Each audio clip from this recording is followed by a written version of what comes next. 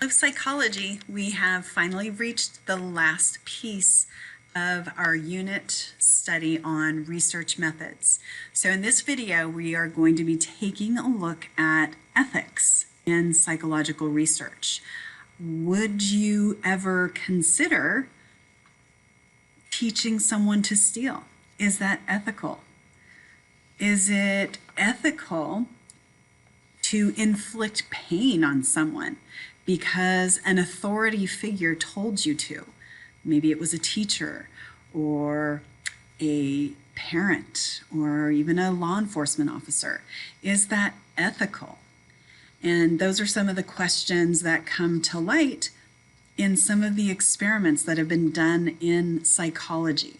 So we'll consider a couple of important experiments that have been done in the name of psychological research, and also what determines if an experiment could be considered ethical. What are those guidelines? So that's what we're going to be looking at in today's video.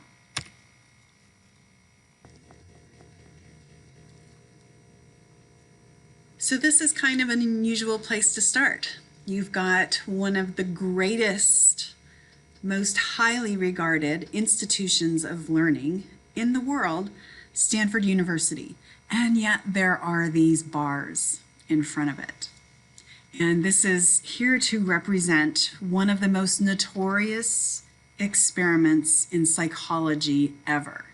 And it became known as the Stanford Prison Experiment.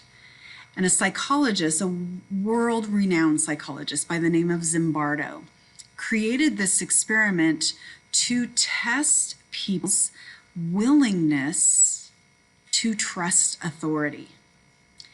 It's a fascinating, mind-blowing experiment where some college students were paid and brought into a closed environment for a couple of weeks where they imitated a prison environment. Some of these subjects were put into the roles of prisoners and others were prison guards. What happened to these people when they were given these roles? Did they fall in line with the perceived behavior that was supposed to happen if you were a prison guard? What does that typical behavior look like? If you are a prisoner, what does that behavior look like? And the question that arises after 2 weeks of being in a prison-like setting, the ethical questions of whether or not this was truly an ethical experiment began to be questioned. For those of you that have access to it, there is an amazing movie that was made on this particular experiment. And this is definitely something that throughout the year we will refer back to this movie and, this experiment and look at it in much, much more detail. So there are some organizations that determine whether or not experiments are actually ethical. One of those organizations you've heard about before, the American Psychological Association, or the APA, they began creating, they had what's called a code of ethics, and that started to be applied to research beginning in 1953. However, prior to 1953, there was nothing that determined an experiment's ethical value. So you can only imagine the types of experiments that were going on. Many would actually say that Watson's experiment with baby Albert could be considered to be unethical. Yet the outcome of it was so important to the study of behavior and whether it's environmental or whether it's nature. There's also something called the IRB, or the Institutional Review Board, and they are the ones that look at what the research is, and this panel will determine whether or not it can go forward. And very often they are following the APA Code of Ethics. And then each university and each institution that's conducting the research is going to have their own code of ethics that research is going to have to follow. So that goes without saying that there is definitely some structure in place before someone can decide to do an experiment. So according to the APA, they have 5 components, 5 pieces, 5 questions that have to be in place for an experiment to be ethical. And these are kind of the accepted guidelines across the board around the world. The first thing is what we call informed consent. Anyone who's going to participate in an experiment must know that it is voluntary. Nobody can be forced to participate in an experiment. And if a subject is a minor, they must have parental permission. The next component is what's called limited deception. And what that means is that you can only deceive people when it is absolutely essential to the study. And they must be told about that deception at the end of the study during debriefing. Because sometimes it's necessary. If you don't keep information from the subjects, they may not perform and they may not behave in the way that you anticipate them to. So it's sometimes necessary to deceive people in the name of research. However, it is imperative and required that they are told what was happening after the study. The next is protection from harm and discomfort. You have to be sure that people are not at risk for injury, they are not uncomfortable, and that they have the freedom to participate, which means that they have the freedom to withdraw from the experiment at any time. Confidentiality is super important. Whatever outcome there is in an experiment, in research, that information must be kept confidential. Personal information about the participants has to be kept a secret, and the results are reported in a way so that there is no personal information disclosed. You must respect the confidentiality of each of the subjects. And finally, the last component of an ethical experiment is what's called debriefing. And debriefing happens at the end of an experiment. And this is where all relevant information about the research and anything that needs to be corrected based on what happened during the research, all of that needs to happen during debriefing. And participants must leave the study in the same way that they arrived. And I mentioned the Stanford Prison Experiment earlier. The implications and the outcome and the effects on the individuals who participated in that experiment left many of them scarred for life. Many of those young men never returned to school. There were reports that individuals committed suicide shortly after participating in the experiment.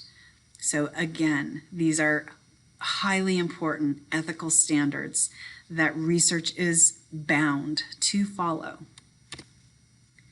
Another experiment that is notorious in the world of psychology is the Milgram experiment. And Stanley Milgram performed a series of experiments looking to see if people are going to comply. Will they follow orders from an authority figure, even if it means inflicting pain on another person? And in this experiment, it was a test-taking scenario, and not everybody was in on the experiment. So the person that was going to administer the pain, they were a volunteer, They didn't know that the person they were giving the electric shock to, they were inflicting the pain on, they were actually part of the research. And what takes place is this, that the experiment is actually more about watching the person inflict the pain. It's not about the person receiving that pain. So this is definitely an experiment that we will look at more closely in class. And it is also another experiment that has been documented in film. And I would highly recommend taking a watch if you have the time.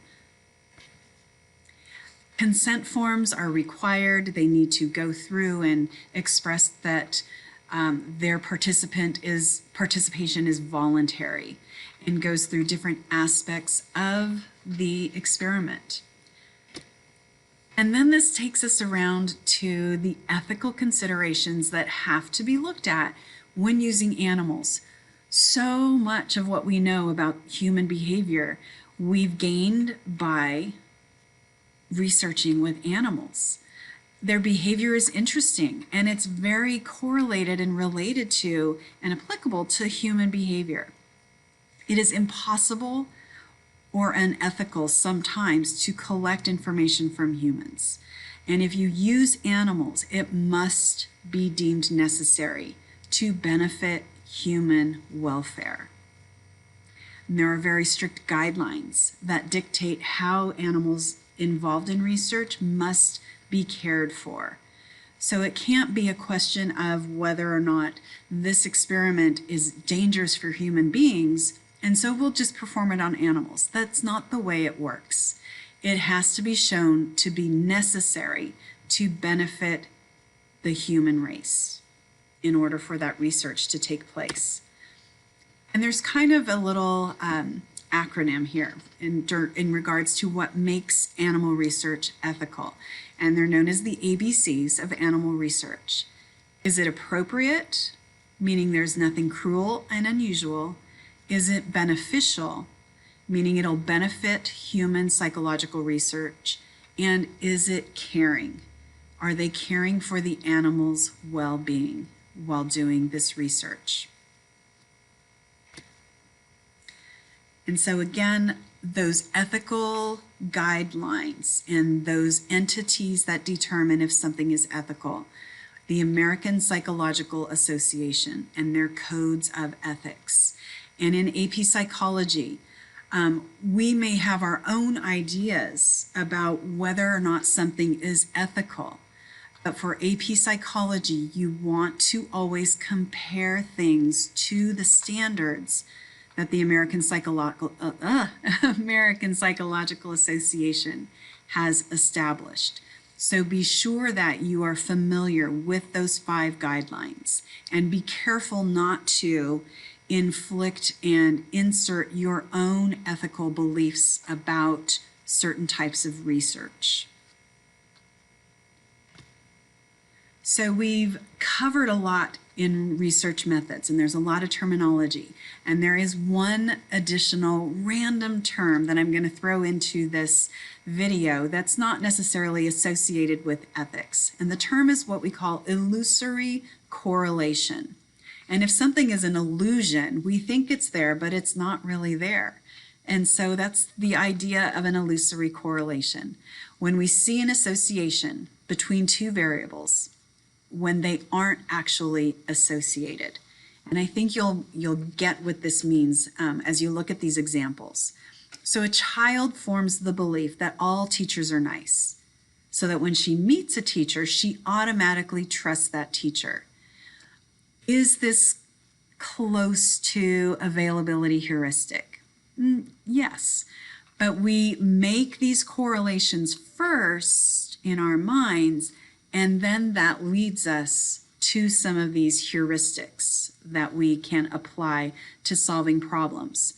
A football fan wears the same jersey every game day because they believe that jersey is good luck. Very often we believe that if we're going to wash the car, it's going to rain in the next couple of days. That is an illusory correlation. So there you go. You know everything, almost everything you need to know so far for research methods. Have a great day.